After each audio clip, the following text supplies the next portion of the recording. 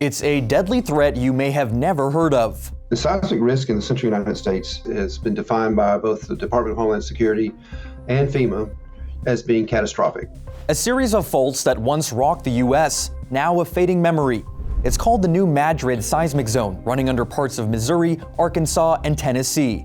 We do live in earthquake country. This is not just a California problem or a West Coast problem. We have earthquakes throughout the Central and Eastern U.S. James Wilkinson is the executive director for the Central United States Earthquake Consortium. It's not going to take a large event, 7.0 or bigger, to create significant damage, and it could even still be classified as catastrophic. It's going to be messy. We expect somewhere around magnitude 6 to 7 earthquakes can occur in the New Madrid seismic zone. There's about a 7 or 8% chance one's going to happen in the next 50 years.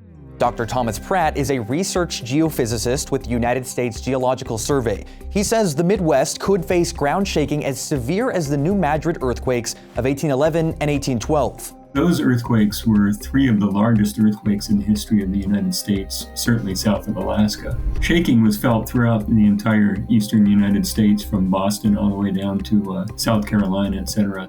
In part 2 of this 4-part series, find out why the Midwest is so vulnerable to the next big one.